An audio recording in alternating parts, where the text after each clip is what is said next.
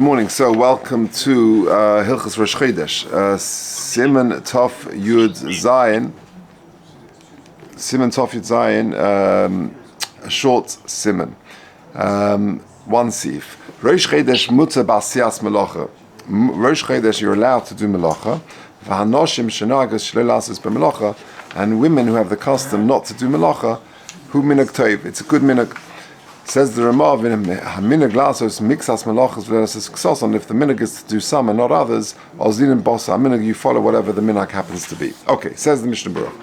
Minhag kadmeinu levarech es hachodesh b'Shabbos lifnei Rosh Chodesh. There is an old minhag to be mevarech the Shabbos mevarchin, to bless the upcoming month, the Shabbos before Rosh Chodesh. Chutz milifnei Rosh Chodesh Tishri, aside from the Shabbos before Rosh Hashanah, v'remez lezen, there is a hint to it. Ba'keseh liyom chagenu.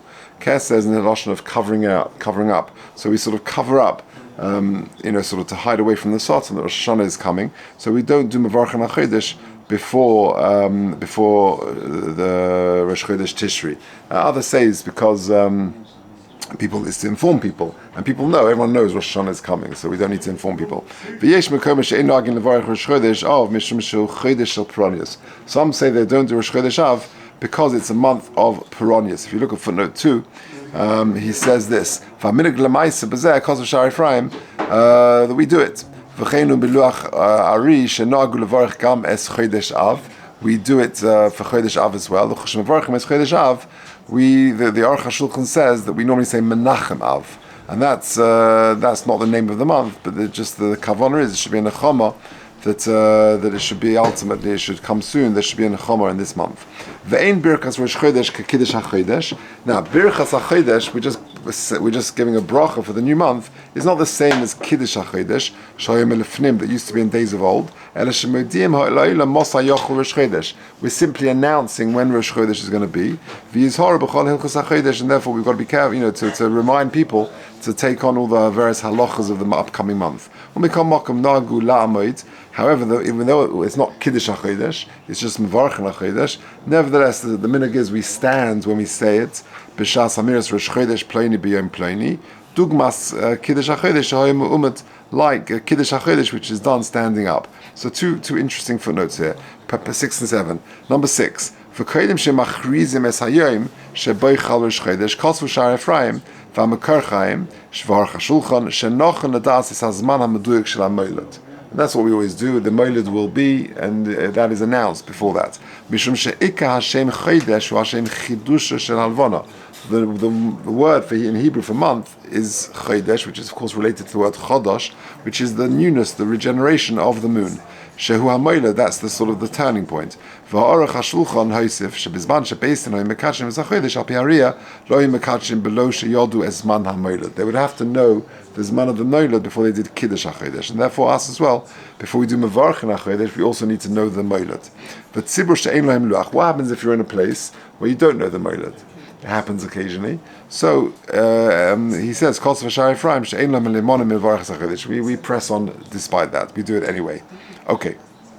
And interestingly, he says in the final paragraph there, you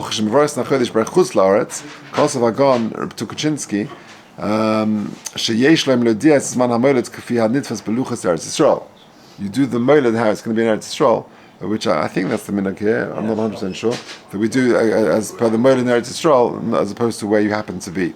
Okay, that's number 1. Yeah, Yerushalayim. Now, there's a very interesting thing. The Mishnah Berurah says that we stand up from Mevarchin HaChodesh because of Kiddush HaChodesh is standing up. Rabbi Eger's got a great question. If you look at footnote on 7, Val din zeh shekiddush HaChodesh hu b'amida hikshi b'agos Rabbi Eger she'adarabba. The Mishnah says in Rosh Hashanah the mashma is shekiddush HaChodesh hu b'yeshiva. So we're standing up Mevarchin HaChodesh because of Kiddush HaChodesh. But Kiddush HaChodesh is sitting down. B'ya hadas Torah al pi ma shekosav o eshkol Shekiddush Levana, sorry, you got to jump to the back. There's a bit of jumping around here. So why do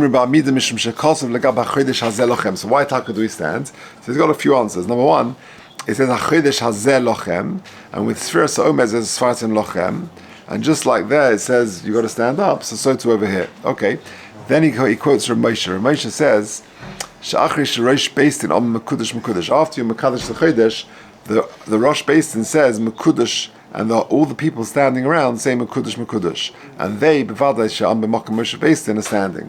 So just like the people are standing when they say Mekudesh Mekudesh, that's maybe what it's referring to. The question is, why was it sitting down in the first place? Why the Kiddush HaChodesh, Beistin generally sit. Right. Yeah, Beistin sit.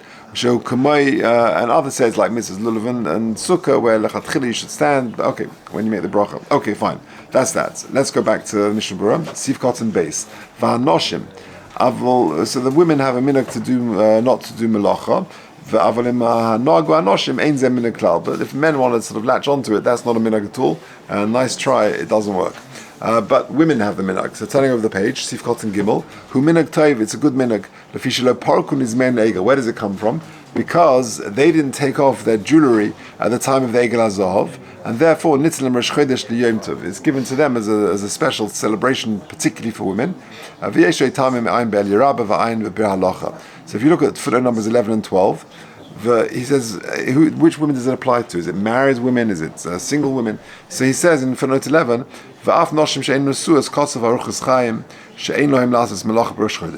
it's applicable to all women, even women who are not married. They also have the minhag not to do melacha on Rosh Chodesh, given shegam hein lo chot be'egel, because they also didn't sin at the chet of the egel. And he quotes that many therefore it applies to all women. Then if you look at footnote number 12, he says v'chein misha noeg lilvash b'Rosh Chodesh begodim yofim yosem michdei yom chol. That you should wear nicer clothes on Rosh Chodesh. It's not Yom Tov and it's not Shabbos, but to wear something a bit nicer. Kosav haseidah hayom. I think in some Beis Yaakovs in Eretz Yisrael, I don't think it's here, but they wear white shirts as opposed to blue shirts, right? And you always find out the mum who forgot it was Rosh Chodesh. So that's basically this. You should wear something which is choshev, and then he says in the Meiser Rav, the God used to wear his Shabbos hats on Rosh Chodesh. Interesting. Okay, weiter in the Mishnah Berurah. Sif Koton Dalet. I saw somebody who was wearing a red shirt. A red shirt. That's Steve Fosen. Not long ago, wearing a red shirt. I asked Abraham. I said, "Do you remember?" Yeah. Steve Fosen. Yeah. This fellow wears it because of really. So Mr. Posen, a legendary figure here in Northwest London, would always wear a red shirt on Rosh Chodesh. That was his thing, the covered Rosh Chodesh, and we always remember it. That was in the Chanami. Even on Shabbos. It was even on Shabbos. Really. Wow. Oh, what's that? That's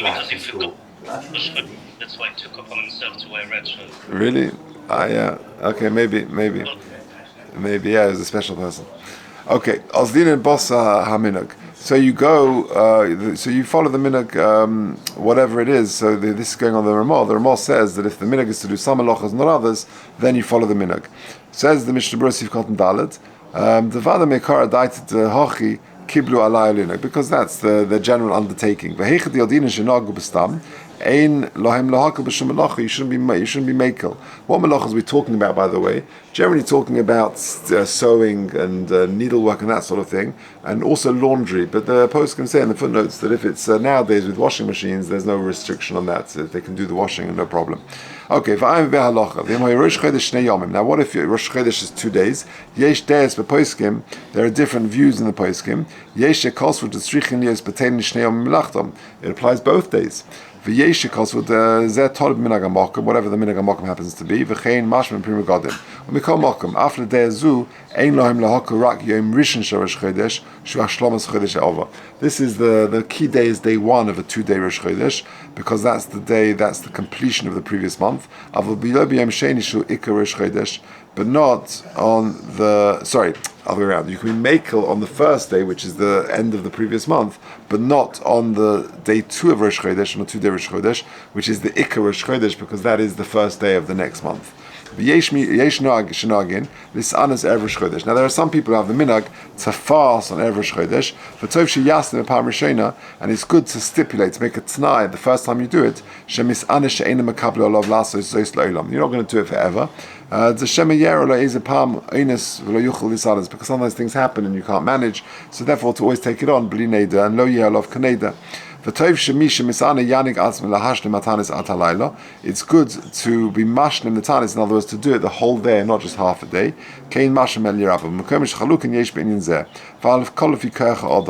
depends on the person's physical well-being.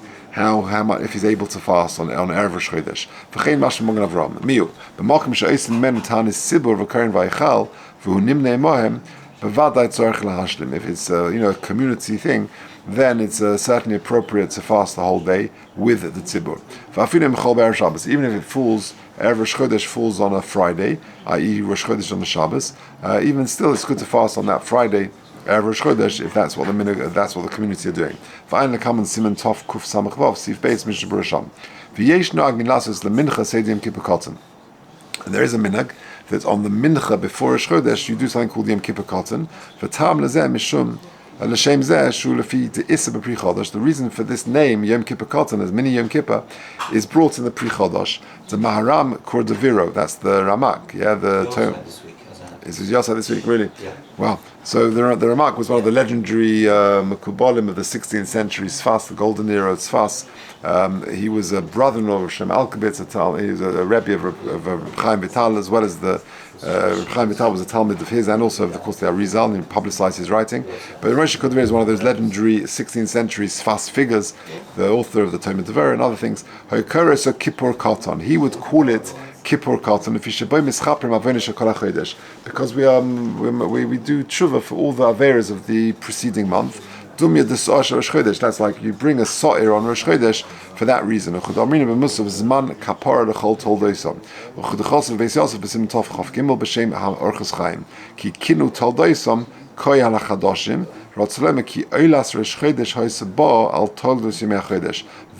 the soy that you bring, is a kapara for all the things that happened in that previous month. It's a minig tov to say slichas on Yom Kippur Koton, kodim tfilas hamincha. Uv'makom she'omrim devri kibushim, yomru gam kein kodim tfilas hamincha. Uv'izmamenu amenu logma slichas achat tfilas hamincha. Nowadays, and that's indeed in places where they do Yom Kippur Koton, the minhag is to actually daven Shemon Esrei and then to do the slichas after Shemon Esrei, after mincha. Imchol erev Rosh Chodesh b'yom Shabbos. Now, if Rosh Chodesh is on a Sunday, and therefore Erev Rosh Chodesh on a Shabbos, where of course you can't fast and you can't daven all the slichas, Magdim is anas b'yom chamishi. You bring it forward to the Thursday before. V'imchol b'yom shishi, and if Rosh Chodesh is on a Shabbos and therefore Erev Rosh Chodesh is on a Friday, oisen she'omrim slichas yizanu b'yom chamishi. Those who say slichas should fast on the Thursday. And those who don't say slichas, they should fast on the Friday. In Hashlama, Ayin le'el b'simin reish mem tes Mishnah Berurah Sif Koton Chafalef Sif Koton Chafeis. Okay. Kosa b'shuvas Menachem Azaria. Mishin isana be'erev Rosh Chodesh tzarich lemaher b'sudas halayla. Don't wait to break your fast. You should try and eat as soon as it gets night. Shelei konis b'kshumuna. That you shouldn't sort of have begin Rosh Chodesh feeling very exhausted. Don't wait too late. You should definitely try and fast the whole day if that is your minhag. And whatever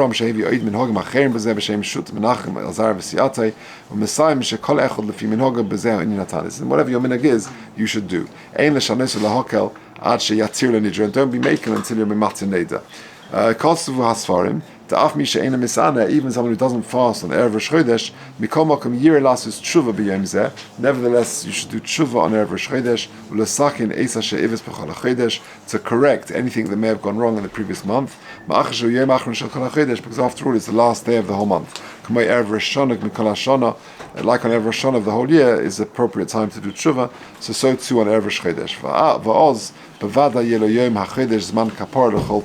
In that way, it will certainly be a kapara for everything that took place in that month. Okay.